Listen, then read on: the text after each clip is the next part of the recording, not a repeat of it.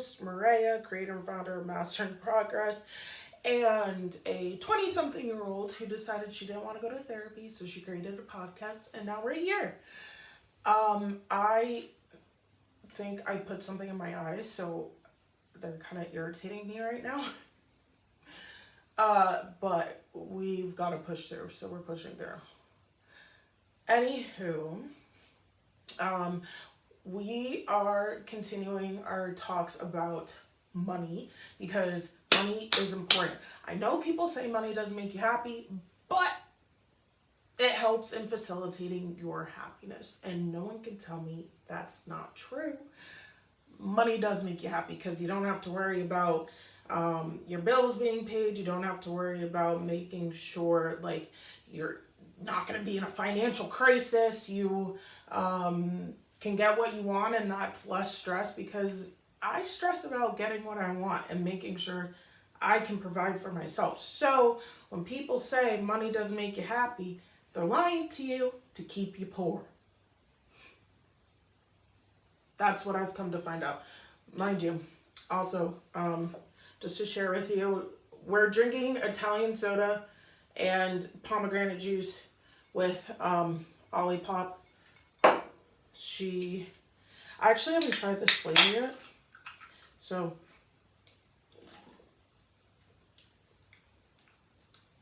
that's a good one. There's a little taste in those. But it's the lemon lime one. And then we're mixing them. And that's my probiotic for the week. So, oh, that's refreshing. That'll be nice for the summer. Anywho, so we are talking about money. And money, now, although I did say it makes you happy, it does make you happy. Like I said, because you don't have to stress about all this stuff. But I will say there's a component to life in which money cannot make you happy, and that is your mental health. It does help with that though, because you don't have to stress. But not everything in your mental health is solved by money because of like relationships and stuff like that. So to a certain extent, oh my gosh, I've been recording this. Oh my gosh. I've been recording this without the mic. I need an assistant. Anywho, hopefully you were able to hear part of that on the podcast because I'm not recording it again. So, this is a one take kind of dealio. So, where was I? Money. Money does bring happiness, and I'm saying this into the mic now. Money does bring happiness because you don't have to stress about a lot of things. And that's why I think it's so important for especially young people, such as myself, to have multiple streams of income, because in today's day and age, you cannot make it off of one stream of income. It doesn't work. And also, prefacing this whole conversation yet again, I am not a financial guru. I did not go to school for finance. I did not go to school for accounting. I didn't do any of that. This is all things I've learned over time from being an adult for the past 5 to 6 years, give or take. So like this is from life experience. This is not because I went to school for it. This is not because I went and took some class on it. This is because I learned this from my life experience, and I want to share it with you because I don't believe in gatekeeping, even though some people do, which we'll talk about later in this episode. I also realized I need my glasses. I cannot see for the life of me, and I kind of need to see because I did write some notes to help me with this episode. So, yeah. So my first main stream of income, which is how I kind of keep myself stable, is my 9 to 5, but I call it my 7 to 7 because your girl is there quite a lot, because they need quite a lot of help. And so I am a corporate baddie. She works in corporate because she knows that it is important to be financially stable. And also, it's important to have that 401k and have that health insurance and dental and eye and all that stuff. So, your girl is covered. It may not be the best pay, but it does cover what it needs to cover, and I am very thankful for it. And, we are going to work on negotiating.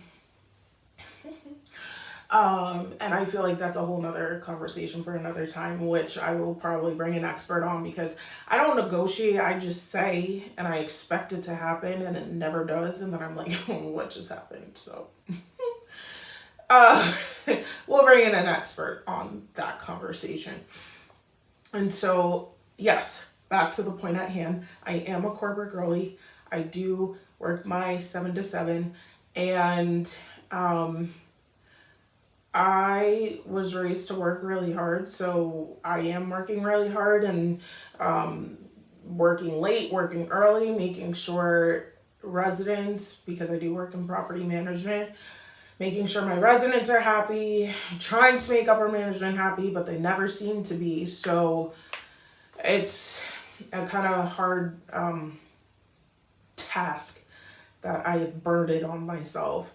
But with that being said, although I do work in corporate America, I am not a typical corporate girly because, as you can see, I'm a very outspoken person, and that I don't stop that once I get to work. I'm sorry, but if I feel like someone's being wrong or someone's doing the wrong thing, I will speak about it. If I feel as though I'm being treated unfairly and unjustly by anyone, I do not care. I will speak up and say how I feel. If I think that a decision is going the wrong way and as I can see down the road that it's just gonna go off the rails, I will say that. Will they listen? Most likely not. Actually, very much not. I let them know ahead of time that this is what's gonna happen. I also I think about all the different scenarios in my head. So it's not that I'm just coming to people and telling them this. No, I've thought this through. I have dreams about work. It kind of takes over everything. So I come to the table. One thing that I find very important in corporate America, you can come to the table with all the issues, but if you don't have a solution, you're definitely not going to be heard. So come to the table with the problems, but also make sure you have a bunch of solutions, even if it does cost a bunch of money. I think that it's very important to spend the money if you're going to solve a problem. I think that's what all businesses should care about. Not that they do, but they should. And so I know not everyone is like that, but I think it kind of does garner some sort of respect with people that they know they're going to get the truth from me, so they will come and share what they need to and hear what I have to say and know that they're going to get the truth. So it's not a waste of time. Whereas I'm sitting in meetings where I'm hearing people lie after lie after lie after lie, and I'm like, that's just not true. And not even reasonable. So why are we even talking about it? I digress though.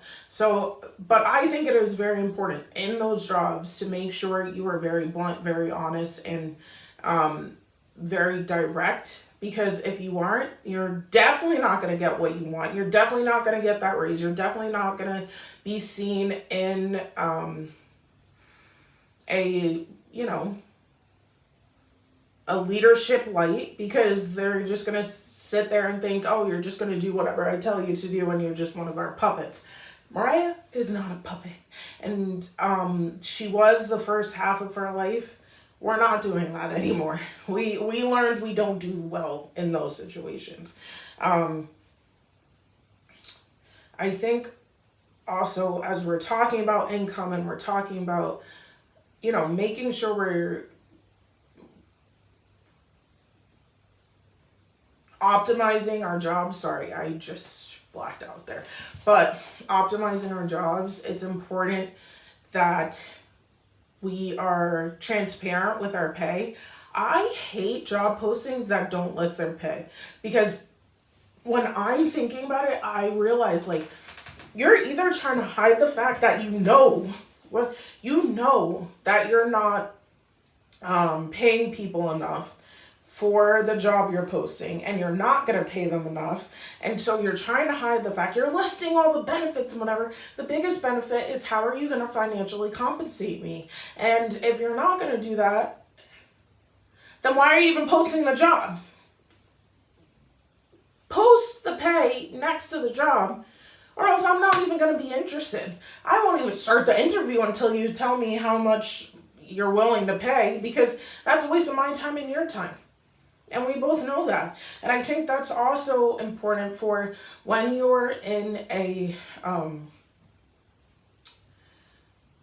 corporate world, and especially as women, we should be try to be as transparent as possible when it comes to your pay. Some people don't want to talk about it, which I find a little fishy. I feel like that's weird. Like, I genuinely, like, ask someone, like, how much are they getting paid? Because I wanted to know, like, is she getting paid fairly? Am I getting paid fairly? Is, like, I know she's not doing more work than me. So the fact that if she is getting paid more, which is why I think she didn't tell me how much she was getting paid, because she knew she was getting paid more and I was doing way more work, and the guilt kind of set in there. But I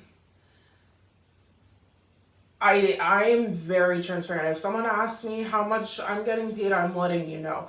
If I am talking to you and you share how much you're getting paid, I'm going to tell you, you need to negotiate for more, because you need to negotiate for more. Hold on, let me, I'm getting a little parched. But you do. And I think as women, we already know we're getting paid less. We do know that.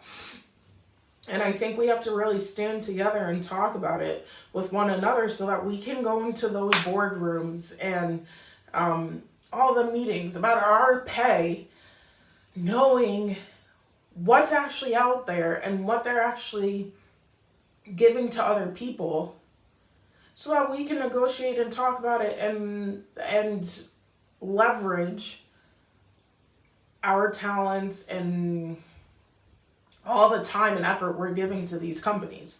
Along with that, not only talking about the money that you get paid, but let's chat about, like, if you see a job opening, or there's a job opening in your, little section of corporate America, like, let's recommend our friends. I know this girl has these talents and these skills and can definitely take on that job. Why aren't we recommending our friends, and why aren't we making sure that they're taken care of too? Like, if that job doesn't fit me, but I know it fits Sarah down there, like, why wouldn't I send it to her and say, hey, you should definitely check this out? Like, this, I know a lot of the corporate world is about being competitive. I don't want to compete with y'all. Life's too hard. I'm not competing with you. If I know you have the skill and the talent and are so much better than me, I'm going to recommend it to you, send it to you, go get your bag, and I will be cheering you on from the sidelines in my position. I don't feel like there's that kind of camaraderie in the corporate world, and I wish there was, and I wish and hope one day there will be, because there needs to be. And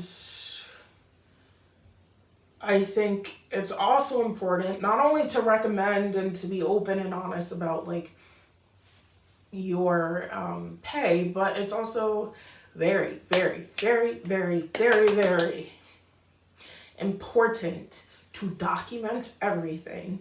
Document document your numbers, because a lot of people in corporate America, they care about the numbers. They don't necessarily care. They don't care about how you feel. They don't. They don't care about your safety. They do not care about how you feel. They care about the fact that you're making money for them.